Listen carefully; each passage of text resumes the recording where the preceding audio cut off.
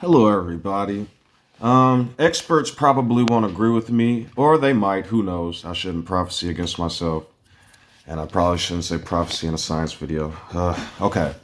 So the point is, I believe I understand better what a black hole is, and I'm going to make a statement. I know there can be a lot of people that are incorrect with certain things, but I think that's how science progresses. Not the incorrect part, but testing things over and over until we learn and understand things from a better perspective. And as time goes on, we can learn from a higher level of knowledge. Because I can't talk about any of these ancient men. I said even with Einstein, he had to go all the way to the library and study during a war. But me, I have a cell phone. You know what I mean? So there's a difference. I don't disrespect the elders. But I'm just going to read what I put and then follow along with me if you will. I think a black hole is a quark star, or the process of trillions of subatomic particles all crushing, canceling, and releasing the energy, law of conservation, at once, creating a massive wave of radiation blast. Now, if you guys remember, I told you if a proton was to actually collapse in nature, they say what ends up happening is first you lose a couple of photons, I think, and a positron. Well, what ends up happening is that positron is going to meet some electron in nature, and they're going to cancel each other out.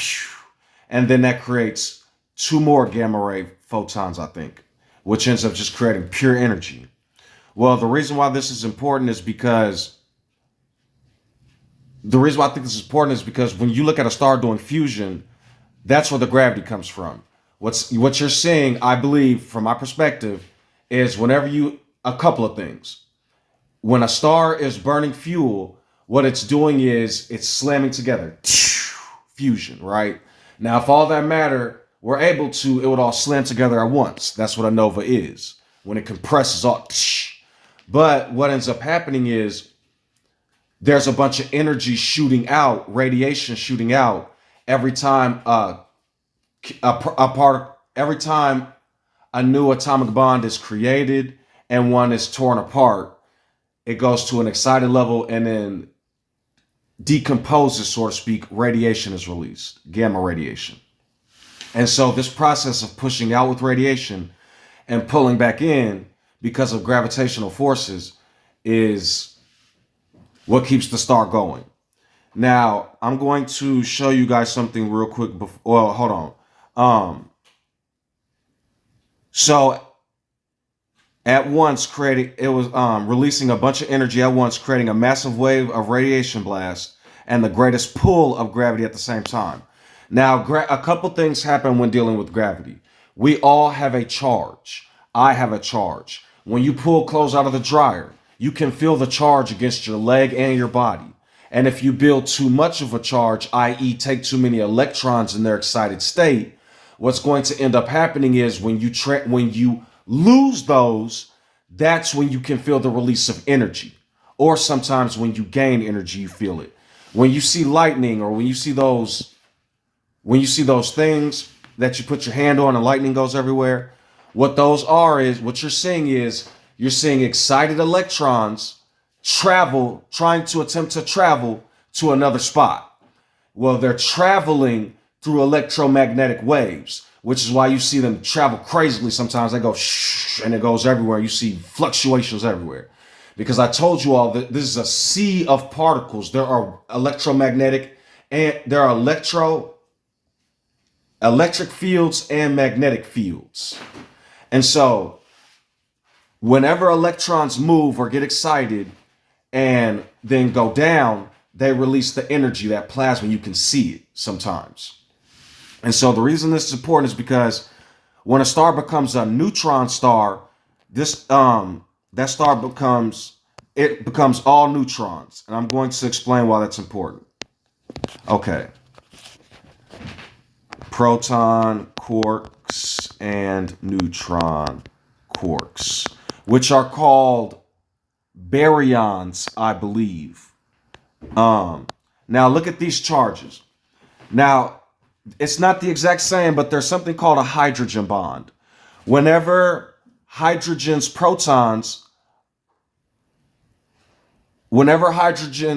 electrons are borrowed by oxygen, because oxygen wants to fill up its shell, to become more stable, what ends up happening is H2O is created.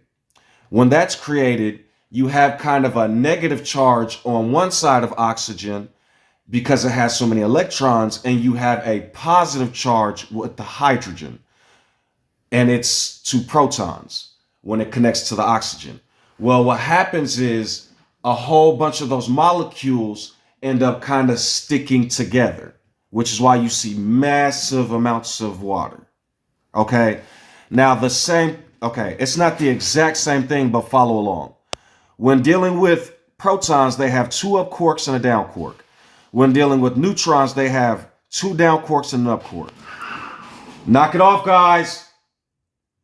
Sorry, I have cats. Whenever you have a neutron in nature by itself, in about 10 to 15 minutes, it will decay to a proton. What happens is one of the down quarks become an up quark. When that happens, it then finds an electron, sort of speak, and becomes stable in nature and becomes a hydrogen.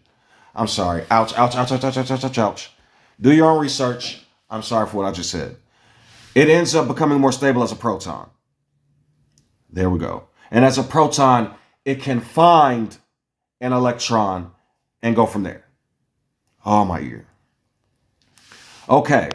The reason why this is important is because protons can become attracted to each other, but the bond won't last long, because what will happen is when it's spinning those ups and downs and the other proton is spinning, if those ups and ups meet, it will rip apart because of the charge, so to speak. It's best if you do your own research, but based on my perception, that's what's happening.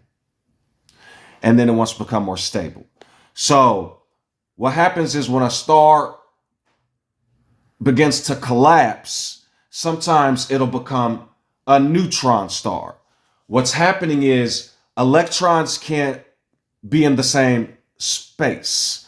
One electron can occupy, just like two humans. If you're standing somewhere and another human, they can't both be standing in the same spot, right? They can be next to each other.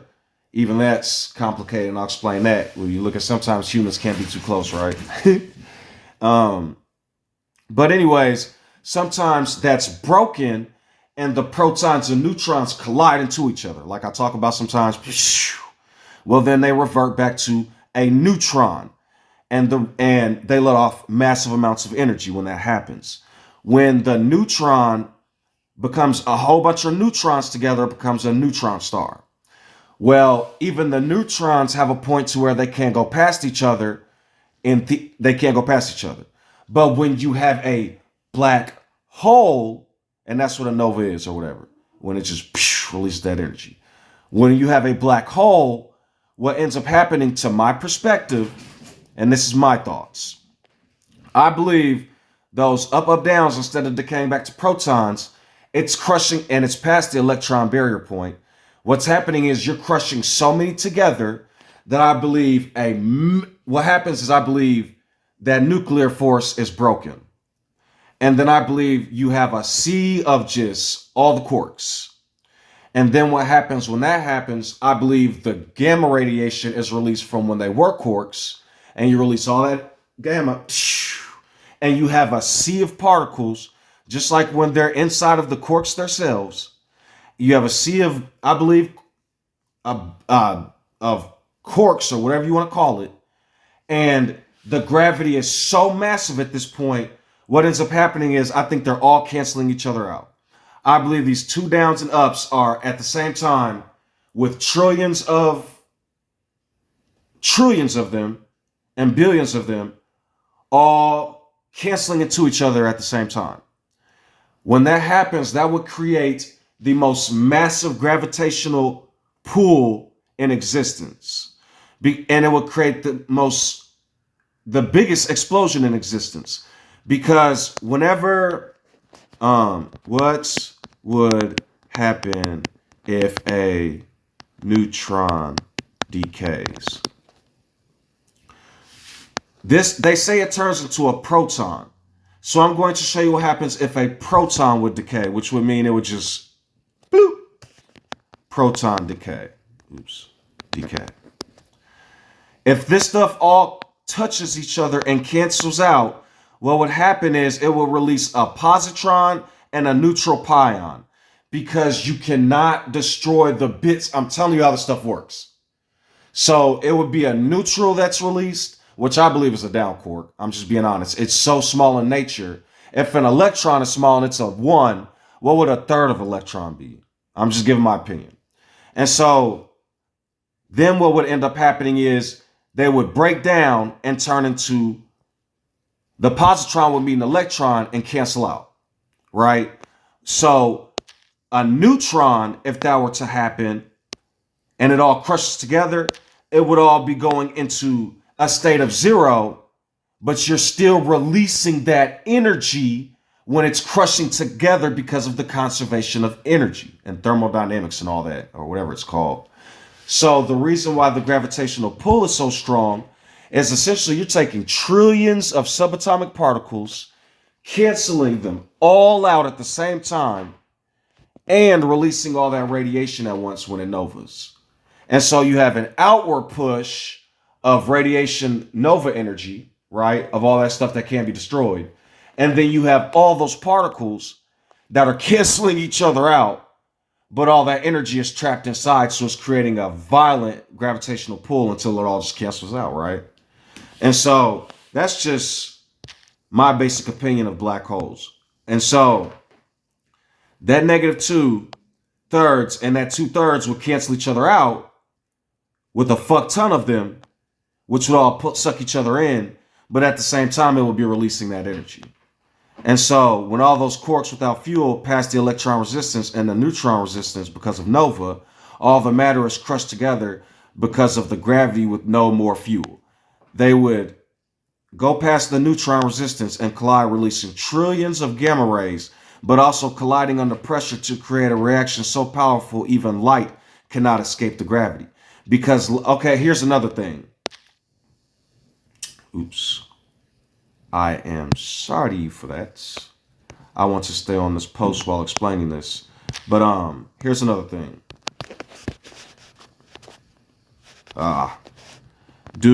And remember what I'm about to tell you, an atom is basically just quarks and leptons and baryons, which means the quarks and the electron. Do atoms absorb light? Yes, an atom absorbs light through a quantum mechanical where an electron absorbs the photon and jumps to a higher energy level. What happens if a nucleus absorbs a photon? It gains energy and its protons and neutrons can begin to oscillate. So then imagine you would have a situation where all these quarks that can absorb even light are now crushed together in a 0-like state, released all the energy in a bang, and now are basically swimming within a gravitational pull so sick, but it can't ultimately cancel each other out because matter can't be destroyed. I'm telling you it can't.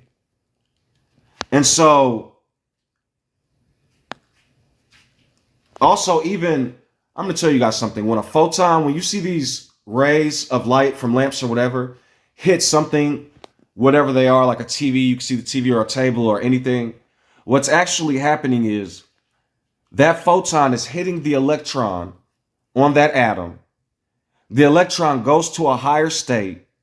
It comes back down and lets off a photon and does this a quadrillion times.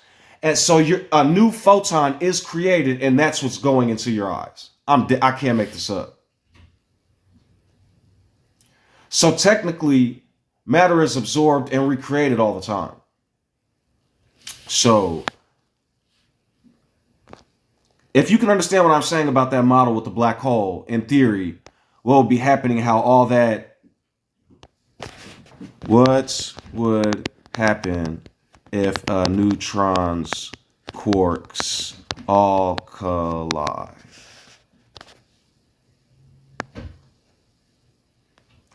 If they collide, it will cause a neutron to disintegrate. See, remember I said it will go cancel all out to 0, as quarks cannot exist in isolation and require immense energy to break apart.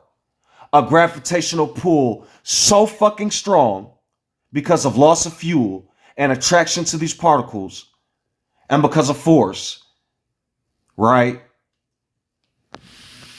I believe it's a quark star. Also, I don't think a white hole, I believe a neutron, I believe a white dwarf is a white hole. But instead of it being a white hole, I think they should be called a black sphere. And in theory, I have one more idea about a black hole. One could say, I gave the example of the universe being all plasma in some form of radiation and how it transfers to each new form of some new magnetic field that is touching from some reaction. So imagine you put a balloon in water, and instead of having empty space and you draw a hole where it sucks in, imagine you have a balloon in water. Now imagine that balloon is still full of whatever gas or air, but it inflates to where now the water is out of the way, right? So you have an instance where it's taking up all that space, but the water around it just created pressure. So then also think about that air inside still has a charge. So essentially, would it still underwater in some form stick to certain things or be attracted to certain things or repel certain things? And so that, I believe that's a better ideology of looking at the universe, that this is a contained vacuum of plasma. It may or may not be contained. I don't know. It would seem like it because it's not, there's no entropy at the moment, from what I can tell. Because true entropy would start to spread like wildfire. And so the idea being one of two things, that either a black hole is the magnetic field is so powerful from the crushed reaction on the inside of those particles that it's creating that big of an inflated bubble where nothing could get in and out. Or what you're seeing is an empty space-time from what matter would exist there, but was collided into an infinite point of disintegrating itself. But since it cannot ultimately be destroyed because it exists, the energy will create a vacuum that is so magnetically charged because all of that shit is around each other. That's one of those two options. Either it's the empty space that's crushed into an infinitely more small space, or it's a magnetic field that's so powerful nothing can get in and light can't escape. And so, yeah, man. And also when dealing with the universe and in first beginning, whether this is a black hole or not, because it may not be, because I don't know. But when dealing with stuff like big bangs and creations, I don't think this is just a theory, but if something is oscillating ultimately and getting contracting and sucking in and contracting and sucking in, there will be a point where it will experience an entropy to where whatever does exist would all start to gravitationally pull within it. And as entropy surrounds it enough, it would explode again. And it would be a continual contraction of explosion with a bunch of charged matter everywhere, and contraction where it's all contracting together until it explodes again. Now, this is what I want to say about white dwarfs. Did you know that a white dwarf can reignite?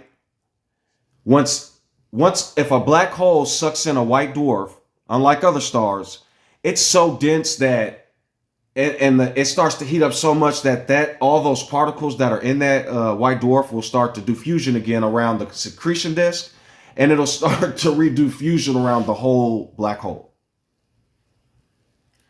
Which means they damn near react with each other and are life starters together and are on opposite sides of the spectrum, I believe.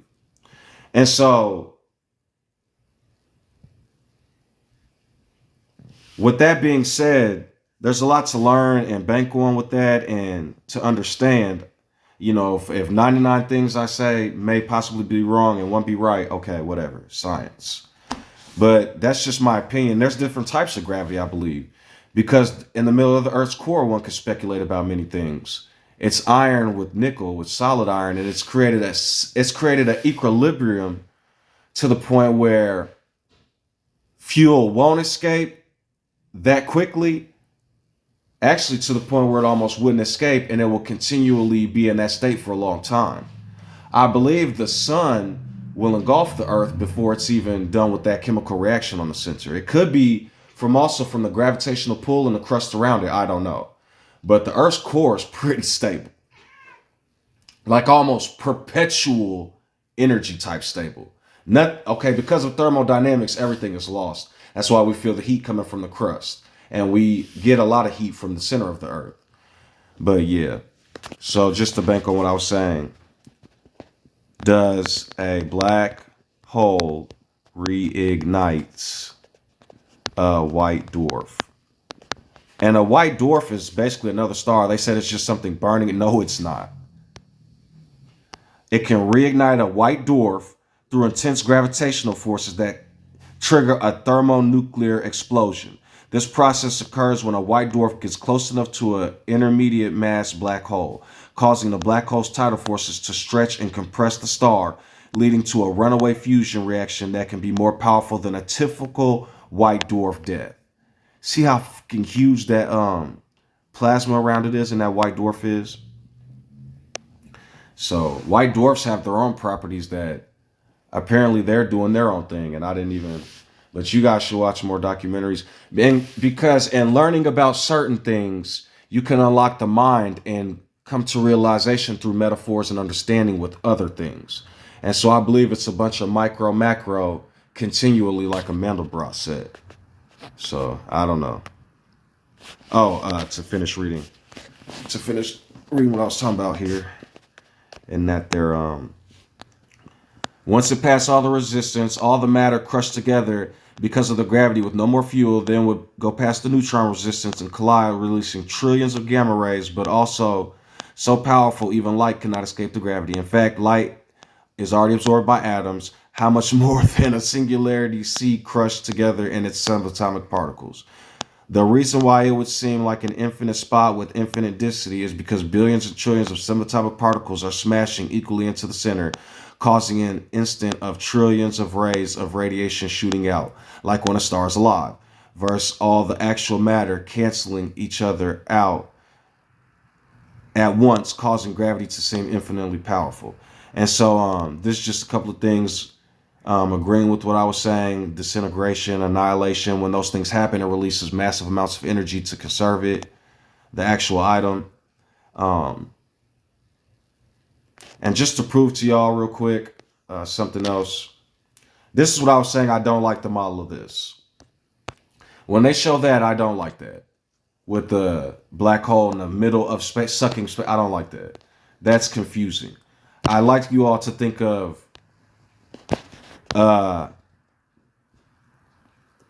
polarized balloon in water. A polarized balloon in water interacts with a stream of water because the water is a polar molecule. And when the balloon is charged by static electricity, rubbing the balloon transfers electrons, giving it a net negative charge. This negative charge attracts the positive end of the water molecules, causing water to bend towards the balloon without the two objects touching. That's a better representation, because then you could think of it matter moving out of the way, but still exists, causing pressure, but then how it can still be charged to pull things in. I'll take my Nobel Prize in reparations for black people. Because then once all the people on planet Earth, who are probably bajillion smarter than me, can actually worry about science instead of what they're going to eat every day. And then the people that make this happen could be seen as the gods that brought the heaven on earth. Y'all will be the ones with the crimson robes that instead of cutting people's heads off, y'all fed them and gave them righteousness. And then y'all, oh, look at, these are the elders, the 24 elders that said, let us use our money for good. Why don't y'all want that? Why do y'all want to be evil as fuck? I'm sorry, my emotions. I apologize for what I just did. If you all can hear me, please help change the world.